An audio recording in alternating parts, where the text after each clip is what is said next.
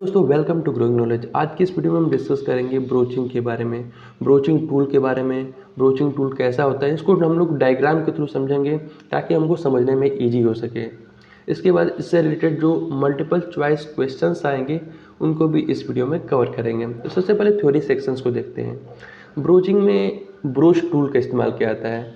ये एक लंबा टूल होता है जिसमें बहुत सारे दांते होते हैं। उन दांतों की मदद से यह वर्कपीस के मटेरियल को रिमूव करता है। ठीक है, इसको ब्रोच टूल को क्या करते हैं, वर्कपीस के ऊपर पुश या फिर पुल, ये दो मेथड से मटेरियल को रिमूव करते हैं। अब मटेरियल को रिमूव करने के लिए उस पर दांते बने होते हैं। उन दांतों की जो जो हाइट होती है वो ग्रेजुअली इंक्रीजिंग ऑर्डर में होती है, मतलब छोटा से बड़ा ऐसे दांतें होती हैं। अब इन दांतों को तीन भाग में डिवाइड किया गया है। एक रफिंग टूथ टीथ बोलते हैं, रफिंग टीथ, उसके बाद सेमी फिनिशिंग टीथ, उसके बाद जो फिनिशिंग टीथ होता है वो कम से कम मटेरियल को रिमूव करता है। यानी नाम से पता चल रहा होगा, रफिंग टीथ यानी रफ मटेरियल रिमूव करता होगा, उसके बाद सेमी फिनिशिंग, उसके बाद फिनिशिंग टीथ। अच्छा, इस ब्रोचिंग का यूज क्या होता है?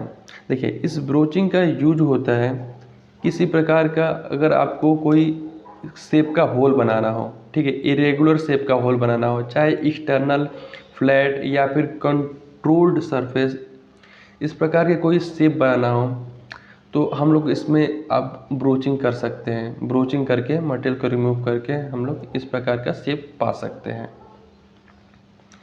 देखिए, अब हम लोग इसकी जगह पे हम लोग कोई और ऑपरेशन टर्निंग या फिर इसके थ्रू क्यों नहीं करते हैं? देखिए, ब्रोचिंग के क्या क्या एडवांटेज होते हैं। High accuracy and high cost of surface finish is possible. इससे हाई एक्यूरेसी मिलता है, high class of surface finish मिलता है। ठीक है, rate of production is very high. जहाँ पे प्रोडक्शन की बात होती है, यानी मास प्रोडक्शन करना, वहाँ पे रेट ऑफ प्रोडक्शन उसका काफ़ी हाई होता है। इसके लिए ज़्यादा स्किल की ज़रूरत नहीं पड़ती है, थोड़ा भी स्किल रहेगा तो आप ब्रोचिंग ऑपरेशन ईजिली कर सकते हैं। Roughing and finishing cutter completed in one pass of the tool. Roughing, इसके लिए देखिए नॉर्मली बहुत सारे प्रोसेस होते हैं, उसमें रफिंग के लिए अलग टूल का इस्तेमाल करते हैं, उसके बाद फिनिशिंग के लिए अलग टूल का इस्तेमाल करते हैं, लेकिन इसमें से रफिंग एंड फिनिशिंग सब एक ही टूल में होता है। इसके लिए रफिंग फिनिशिंग के लिए अलग अलग टूल चेंज करने की ज़रूरत नहीं होती है। इसलिए ब्रोच टूल का इस्तेमाल किया जाता है, इसलिए ब्रोचिंग ऑपरेशन करना ईजी होता है। अब कौन कौन से ब्रोचिंग टाइप्स होते हैं, जैसे कि सरफेस ब्रोचिंग, कंटिन्यूस ब्रोचिंग, पुल ब्रोचिंग, पुश ब्रोचिंग। देखिए, पुल ब्रोचिंग मतलब आप क्या करते हैं, खींचते हैं वर्कपीस पे, क्या करते हैं उसको खींचते हैं। पुल में से नाम से भी समझ में आ रहा है कि आप ब्रोच टूल को पुल करके जब मटेरियल को रिमूव कर रहे हैं तो उसको पुल ब्रोच कहते हैं। अब पुल ब्रोच में होता क्या है, हमारा टूल होता है उसकी लंबाई ज़्यादा होती है, ठीक है, टेंसाइल स्ट्रेंथ का ज़्यादा काम होता है, तो हमारा पुल ब्रोच में टूल की लंबाई ज़्यादा होती है। पुश ब्रोच में क्या होता है, टूल को पुश करके मटेरियल को रिमूव करते हैं, ठीक है, पुश करके। इसमें हमारे टूल की लंबाई क्या होती है, कम होती है। ठीक है, the broaching operation in which tool is pushed through the stationary work हमारा स्थिर रहेगा और पुश करके टूल को उसमें से मटेरियल को रिमूव करते हैं। Push broach as compare to pull broach has less number of cutting teeth. इसमें पुल ब्रोच की अपेक्षा कटिंग टीथ कम होती हैं and come less material remove करता है वर्कपीस से। ठीक है, तो ये हुआ पुल ब्रोच और पुश ब्रोच के बारे में। सरफेस ब्रोचिंग क्या होता है? सरफेस ब्रोचिंग में आपका वर्कपीस होता है और टूल होता है। वर्कपीस और टूल, इसमें से कोई भी एक, चाहे आप वर्क ले लो या फिर टूल ले लो, वो मूव करता है अक्रॉस दी अदर्स, एक दूसरे के ऊपर मूव करेंगे और उससे हमारा मटेरियल रिमूव होगा, तो उसे हम लोग बोलते हैं सरफेस ब्रोचिंग। इसको हम लोग नीचे डायग्राम में देखेंगे। कंटिन्यूस ब्रोचिंग क्या होता है? कंटिन्यूस ब्रोचिंग में हमारा टूल फिक्स रहता है, जैसे टूल है हमारा फिक्स एक जगह रखा हुआ है, और जो हमारा वर्कपीस है, जैसे मास प्रोडक्शन करना है तो कंटिन्यूस वर्कपीस उसके पास जा रहा है, उसके कॉन्टेक्ट में आ रहा है और वहाँ पे वर्कपीस पे ब्रोचिंग होते हुए निकल जा रहा है। ठीक है, तो ये हुआ आपका कंटिन्यूस ब्रोचिंग, यानी कंटिन्यूस ब्रोचिंग होता रहता है। अब इसको हम डायग्राम के थ्रू भी समझ लेते हैं ताकि हमको समझना काफ़ी इजी हो जाएगा ब्रोच के बारे में। ब्रोच टूल, इसमें देखेंगे यहाँ दांतों की जो संख्या है जैसे जैसे बढ़ रही है उनका जो साइज है, उनकी दांतों का जो डायामीटर है वो बढ़ता जा रहा है। यानी स्टार्टिंग में रफिंग टीथ होते हैं, उसके बाद सेमी टीथ होते हैं, उसके बाद फिनिशिंग टीथ होते हैं।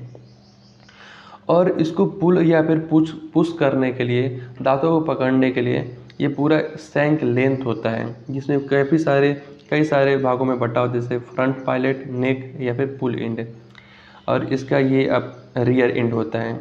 अब इनके दांतों के नोमेनक्लेचर के बारे में देख लेते हैं। देखिए ये इनके दांतें होते हैं, टीथ्स होते हैं। ये इसका पूरा डेप्थ कहलाता है, ये इसका रेडियस कहलाता है। एक दांते से दूसरे दांते के बीच का जो ये वाला पोर्शन होता है वो पिच कहलाता है, यानी दांते का ये वाला एज से लेके उसके जस्ट बगल वाला दांते का फर्स्ट वही पोर्शन, ये पूरा पिच कहलाता है। ये फ्लैंक वाला पोर्शन है, इसको हम लोग रेक एंगल बोलते हैं। ये लैंड बोलते हैं, इस पोर्शन को लैंड बोलते हैं, और इसको बैक ऑफ बोलते हैं। ठीक है। अब जो हमारा सरफेस ब्रोचिंग होता है वो हम लोग देख लेते हैं कैसा होता है। सरफेस ब्रोचिंग में मैंने क्या बताया कि आइदर टूल या फिर वर्कपीस या फिर टूल, इसमें से कोई भी एक दूसरे के सापेक्ष मूव करता है, यानी कांटेक्ट में आता है, क्रॉस अक्रॉस दी अदर्स। तो यहाँ पे हमारा वर्कपीस, ये हमारा टूल हो गया, ये एक दूसरे के कांटेक्ट में आते हैं। कोई भी एक फिक्स रहेगा, चाहे वर्कपीस या फिर टूल, और एक दूसरे से जब कांटेक्ट में आएगा तो मटेरियल को रिमूव करेगा, तो इसको हम लोग सरफेस ब्रोचिंग बोलते हैं। कंटिन्यूस ब्रोचिंग में वर्कपीस हमारा जो है ऐसे कंटिन्यूसली मूव करेगा टूवर्ड्स टूल की तरफ हमारा मूव करता है और ब्रोचिंग होता जाता है, इसलिए इसको कंटिन्यूस ब्रोचिंग कहते हैं। अब इससे रिलेटेड एमसीक्यूज देख लेते हैं। देखिए पहला क्वेश्चन है ब्रोचिंग से रिलेटेड जो एमसीक्यूज है, a process of removing metal by pushing और pulling a cutting tool is called. Process जिसमें पुश और पुल करके कटिंग टूल को पुश और पुल करके मटेरियल को रिमूव किया जाता है तो वो क्या कहलाता है? ऑब्वियस बात है ब्रोचिंग कहते हैं। तो आपका डी वाला ऑप्शन सही हुआ। नेक्स्ट क्वेश्चन है push broach as compare to pull broach. Push broach जो होता है पुल ब्रोच के कंपेरिजन में छोटा होता है।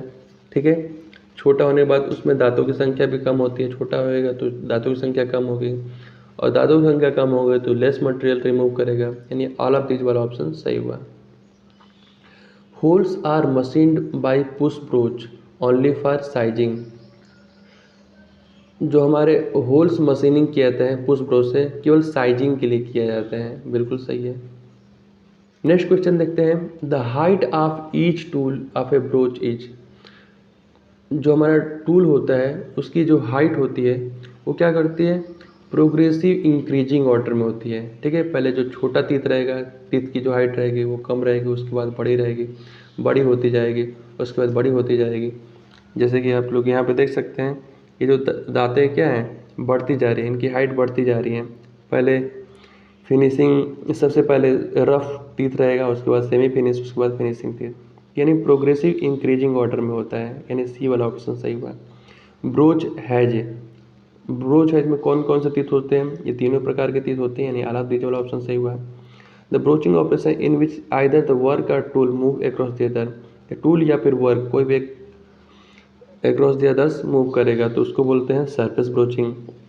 The broaching operation in which work move fast the stationary tool. हमारा जो टूल रहेगा वो स्टेशनरी रहेगा और हमारा जो वर्क रहेगा वो मूव करेगा कंटिन्यूसली, तो उसको हम लोग क्या बोलते हैं? कंटिन्यूस ब्रोचिंग कहते हैं।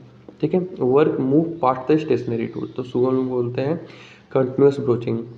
नेक्स्ट क्वेश्चन है broaching is applied for machining. Broaching का यूज किया जाता है फॉर मशीनिंग, किस प्रकार के मशीनिंग करने में? Internal and external surface, rough and irregular shapes holes, external flat and contour shapes. ये सारे प्रकार के जो ऑपरेशन है वो ब्रोचिंग के द्वारा किए जाते हैं। Rear teeth of the broach, जो हमारा रियर टीथ होता है वो क्या करता है? मैक्सिमम से मैक्सिमम मटेरियल को रिमूव करता है। क्या करता है? मैक्सिमम से मैक्सिमम मटेरियल को रिमूव करता है।